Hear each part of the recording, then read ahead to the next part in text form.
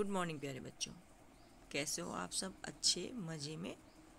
Yes बेटा, घर में रहिए और सुरक्षित रहिए और पढ़ते रहिए। ओके, हमने हमारा पाठ वर्ण विचार पढ़ लिया है बेटा, जिसमें हमने वर्ण की परिभाषा जानी कि वह ध्वनि चिन्ह जिनके और खंड नहीं किए जा सकते वर्ण कहलाते हैं।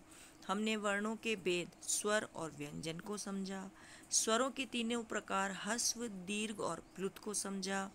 साथ ही हमने ये भी जाना कि स्वरों की मात्राएं व्यंजनों के साथ लगती हैं।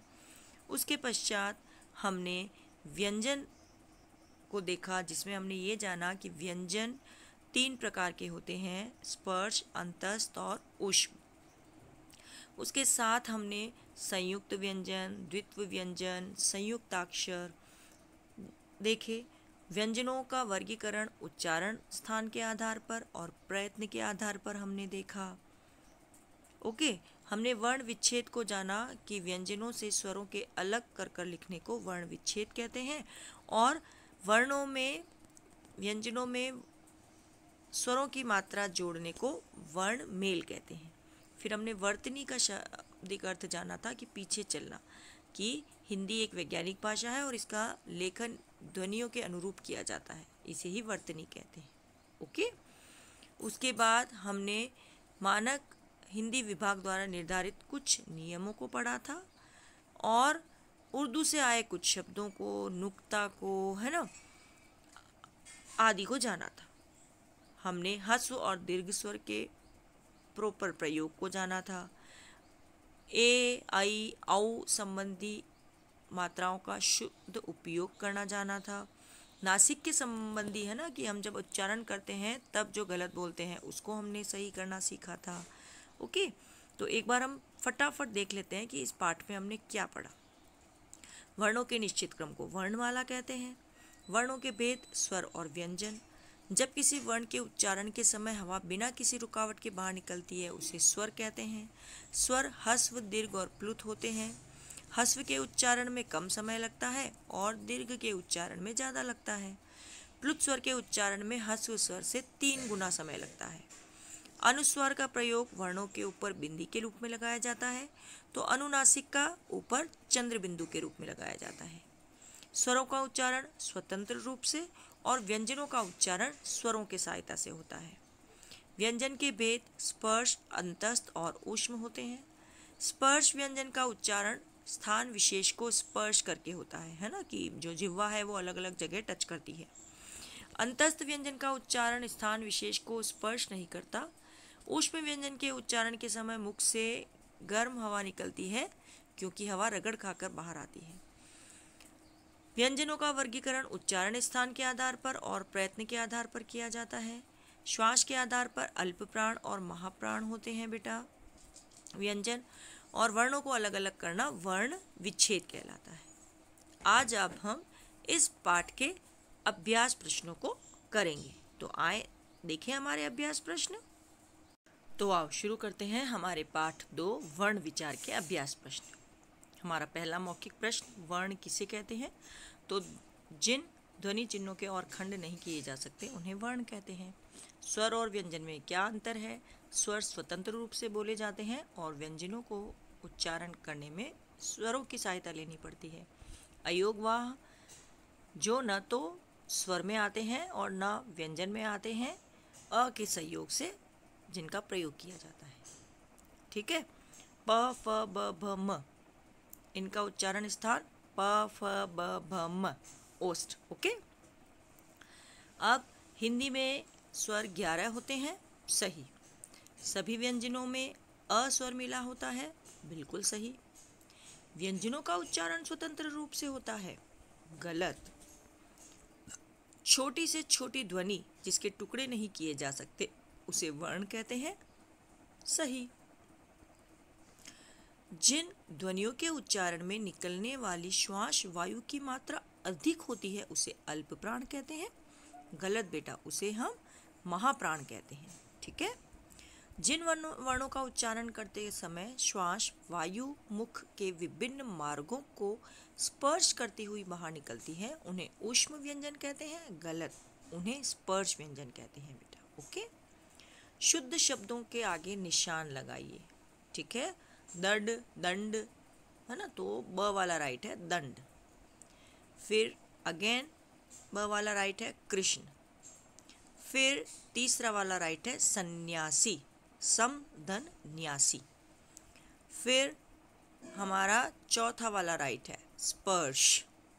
फिर रणभूमि, रणभूमि हमारा बेटा फर्स्ट वाला राइट है। फिर उसके बाद सामाजिक फर्स्ट राइट है, ओके। अल्प प्राण वर्णों पर गोला लगाइए। अल्प प्राण हमने कौन सा पढ़ा था? अल्प प्राण होते हैं पहले, तीसरा और पांचवा अक्षर, ठीक है। तो इसमें से आपको ढूंढना है क, ग, फिर ज, च, त, द, है ना, ओके।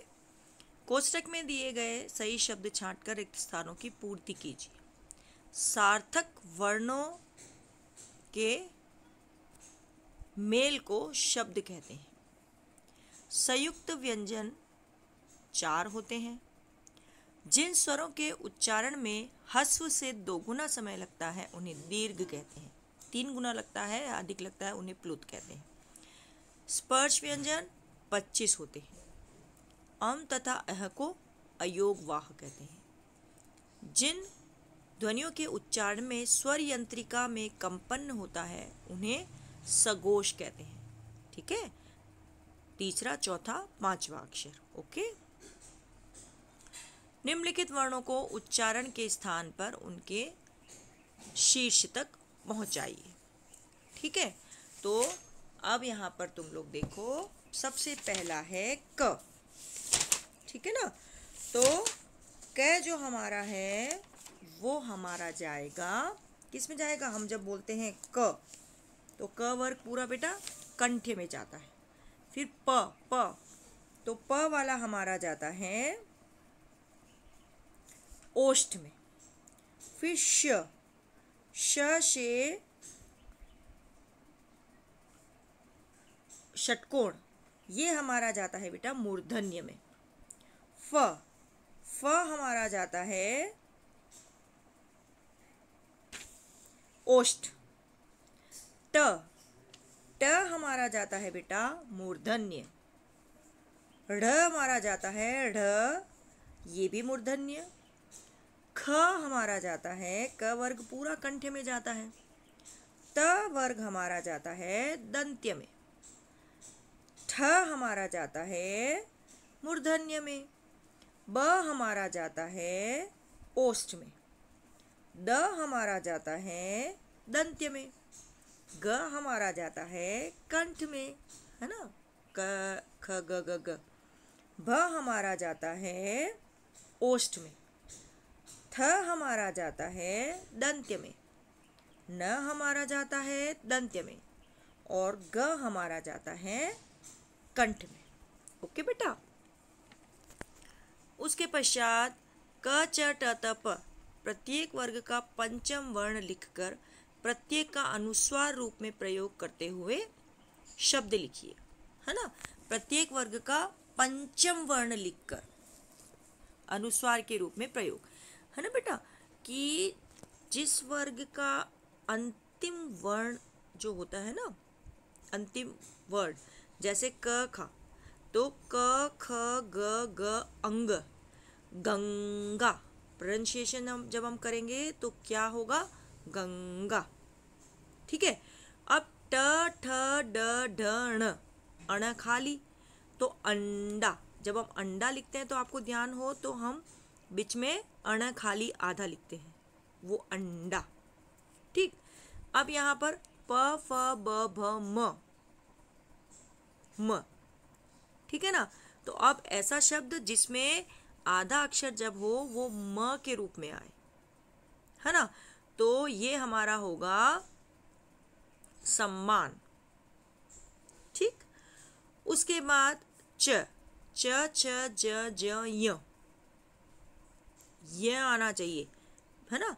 तो पंच, जब संस्कृत में हम पंच 5 लिखते हैं ना, तो वो वही शब्द आता है।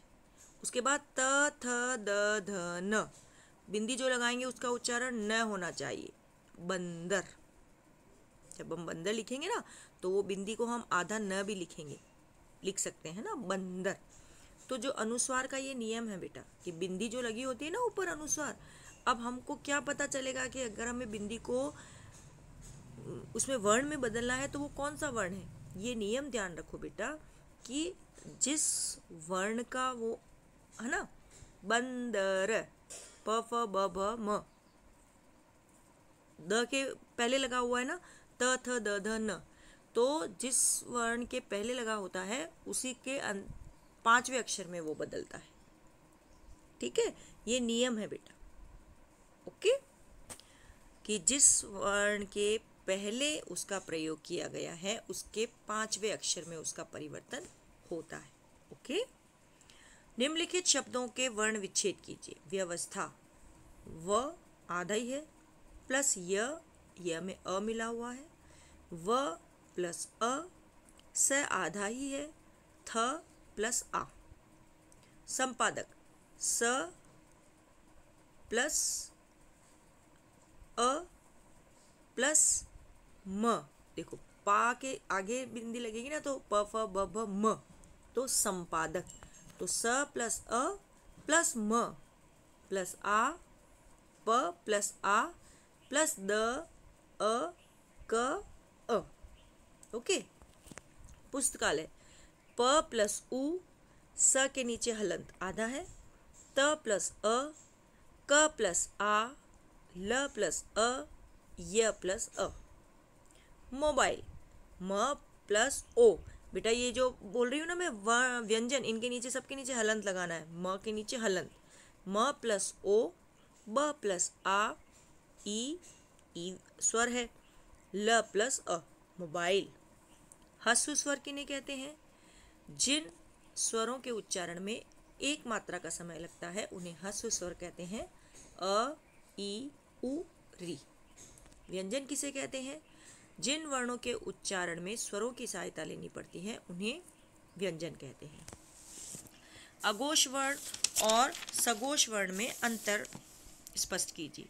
तो बेटा जो सघोष वर्ण होते हैं इनके उच्चारण में स्वर यंत्रिका में कंपन होता है, उन्हें सघोष कहते हैं। प्रत्येक वर्ग का तीसरा, चौथा, पांचवा अक्षर।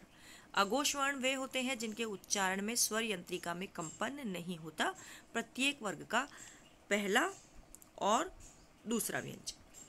ठीक है। अल्प प्राण और महाप्राण में अंतर। अल्प प्राण जिन के उच्चारण में कम वायु का प्रयोग होता है, पहला, तीसरा, पांचवा, और महाप्राण जिनके उच्चारण में अधिक शक्ति या वायु की आवश्यकता होती है, दूसरा और चौथा। ठीक है। वर्णों के समूह से वर्णमाला बनती है और समूह में बहुत ताकत होती है। स्वतंत्रता सेनानियों ने भी समूह बनाकर भारत को आज़ाद कराने में अहम भूमिका निभाई। अब आप इस आज़ाद भारत के लिए क्या करेंगे कि यह देश और प्रगति करे, है ना। सबसे पहले तो कि हम अपने आप को स्वयं इतना महान बनाएंगे कि हम भारत के प्रगति में अपना योगदान कर सकें। हम अपनी शिक्षा के माध्यम से प्रयास करेंगे कि हम भारत को और आगे बढ़ा सकें। हम इसकी एकता को बनाए रखेंगे, इसके किसी भी राष्ट्रीय संपत्ति को नुकसान पहुंचाने का प्रयास नहीं करेंगे और ऐसा कोई भी कार्य नहीं करेंगे बेटा जो इसके अहित में। ओके, ये है बेटा हमारे इस पाठ के अभ्यास प्रश्न। आपको इन अभ्यास प्रश्नों में अभ्यास प्रश्न 1 सही और गलत, अभ्यास प्रश्न 4 रिक्त स्थान और अभ्यास प्रश्न 7 वर्ण विच्छेद और 8 1, 3, 7, 8। ठीक है ना, 1, 4, 7, 8 इनको अपनी कॉपी में करना है। ठीक है बेटा, ओके बाय।